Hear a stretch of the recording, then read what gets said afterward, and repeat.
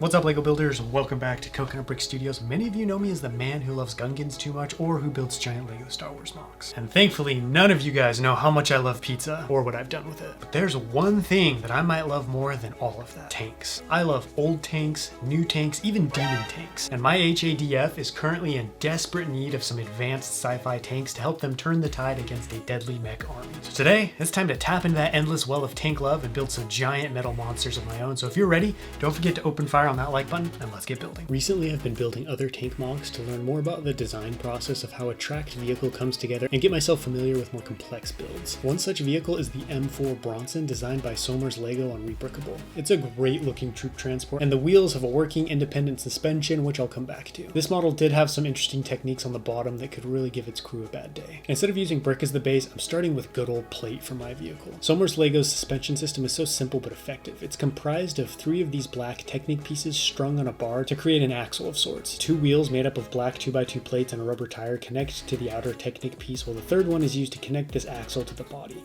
This system allows the wheels to be scooted to the left or right for proper spacing with the others, and because the axles are connected to the body via peg, each one can tilt independently, providing some sweet suspension. This technique gave me a great place to start for my treads, but there's still a couple of problems that need to be addressed. The front and back wheels of the tank are raised up above the rest, and so I added some slopes to the front to raise those wheels up, and you might recognize these wheels are the ones from the Abrams tank I built a few weeks ago.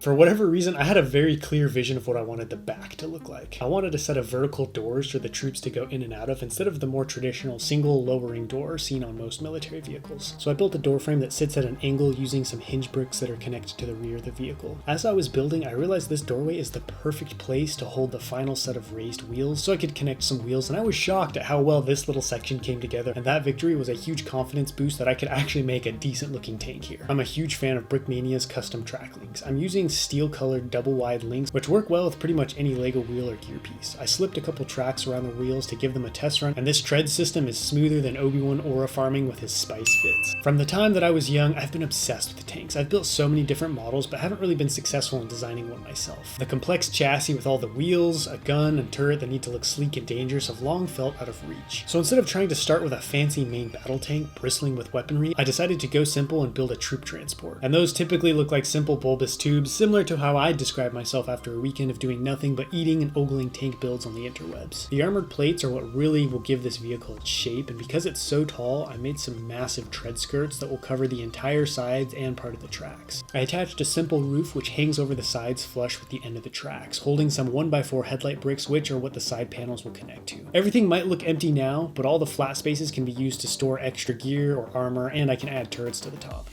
All it took was 3 simple panels to completely transform the look of this build. I'm so happy with it. I'm especially pleased with how the back turned out, and at first I was just going to leave the whole thing like this, but all this success had me feeling like episode 3 Palpatine, so I decided to keep going and try my hand at a turret. I started by designing this plate of slopes, which is actually going to be flipped upside down, acting as the underside of the turret. Most LEGO turrets sit flush with the body, but I want mine to have a slight upward curve on the underside, similar to the Merkava battle tank. That means I need to build a turret with studs on the top and the bottom, but I realized if I connect these headlight bricks to some slopes upside down, once said slopes are connected to the rest of the turret, I'll have studs facing both directions. While looking for tank inspiration, I came across this one designed by Carter on Flickr. I love the use of the 1x2 hinge bricks to line up with the larger slopes on the side, and use the slope and panel look to cover up the front of my turret, adding a couple of my own tweaks. I really like the barrel design I created for the Abrams tank a while back, so I decided to just build a shortened version here which will connect to the center of the turret between the front armor panels. I created this simple backside using some inverted slopes, and at this point I just started placing slopes and wedge plates together in a way that looks cool. At the end of the day, that's a foundational LEGO building principle for me. When in doubt, just make it look cool. That chunk connects to the front of the turret, and now I can add the accessories like grenade launchers, extra wheels, and sensors. I borrowed this sensor design from Carter's tank I mentioned earlier, since you can never have too many eyes on your armored vehicle. I was a little worried the upside down panel wouldn't connect to the bottom of the turret very well with only 2 connection points, but it snapped on securely and seems to have no weak points. I stuck an upside down stud on a round tile with a hole in it which will act like a turntable, allowing the turret to rotate 360 degrees. The AT-5 was born out of necessity during the Bio Wars. Older, lighter troop transports were getting shredded by enemy claws and weapons, leaving the humans' main battle tanks vulnerable to up-close enemy ambushes without any infantry support. Breakthroughs in combustion engine technology and new advanced alloys allowed HADF engineers to construct this behemoth, capable of speedily moving into battlefields and safely deploying infantry while delivering suppressive fire. The AT-5 is so effective it was modified to fill multiple roles, replacing numerous other vehicles and simplifying the military production line. Some of the more popular variants are the standard troop transport capable of holding an entire squad armed with a heavy machine gun and grenades mounted on a remotely operated base. Next is the light tank variant with a larger turret and gun capable of engaging bigger targets like medium class mechs. The larger turret and ammunition needed for the main gun cuts down on troop space by 50% however, so only one fire team can fit when it's fully loaded. The last variant acts as a long-range attack vehicle housing a Viper missile platform mounted on top. The troop hold is used to carry extra missiles and the targeting systems with their operators, and this vehicle is typically kept back from the front line,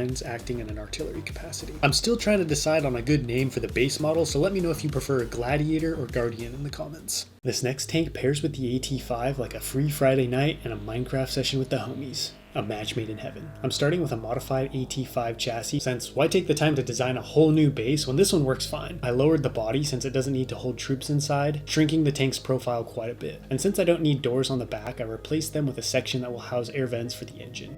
The back needs a raised up section so I can have some extra space for the mighty engine needed to power this bad boy. So I'm adding a row of 1x4 slopes to provide that height, but I'm not super happy with how they look. I can't put my finger on why though, so for now they're gonna stay. One thing that I've been adding to all my armored vehicles is red and white hazard strips. I noticed these on lots of newer European tanks and thought it would be a good way to add more real world aesthetics to mine. This one had a license plate as well as an added bonus. Building the back of a tank is a lot of fun because that's where most of the detail is, because stuff is less likely to get shot to pieces unless your tank platoon has the accuracy of a stormtrooper. This tank build is basically a smaller, sleeker version of the AT-5, so the building process is going to look very similar. However, the turret is going to be much larger, since the purpose of a main battle tank is basically to be a giant mobile gun, which needs a larger turret to carry it. I really liked the last turret I built, so I decided to take that and blow it up to hold a large laser cannon. Having used the smaller turret as a design run of sorts, I was able to make some improvements on the design, hopefully making this one more stable and easier to build. I used half pegs combined with headlight bricks to connect the bottom and top part of the turret together, and then went ahead and covered up the sides with slope. This tank needs a much more futuristic gun though to be the feared main battle tank I want, and I have these black girder pieces that I've always wanted to use as gun barrels, and I want to try combining two to create one larger barrel. This will connect to some brick and slopes which will cover up the hinge that raises and lowers the barrel. An elevating gun barrel is a must for all Coconut built tanks. I'm using the same tank accessories as the last one as well, but I designed a new sensor that'll go on one side, while another one mounted on a machine gun gives a view of the right side. One of the downsides to being in a tank is limited visibility and mobility. People have been running up and soloing tanks with explosives since the early days of tank warfare, and no amount of armor can protect everything. So to help these tanks defend against up-close ambushes better, soldiers have started using simple drones that don't have any guns but can fly into enemies and explode as a last-ditch defense until a more permanent solution can be found.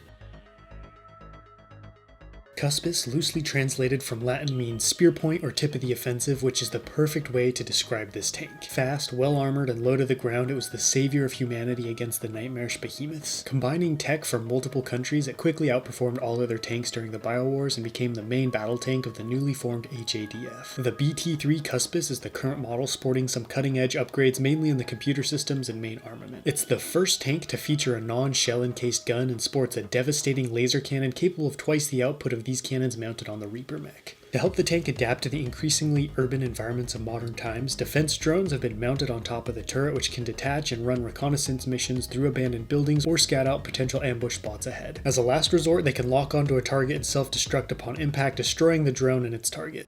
I love these two tanks, and they'll make some great reinforcements for the soldiers currently fighting in Moenia Prime. But now that I can sit back and really digest how they turned out, I feel like they lack a certain sci-fi futuristic vibe, especially the Cuspis. It looks more like the current tanks we have on Earth, but that's not necessarily a bad thing.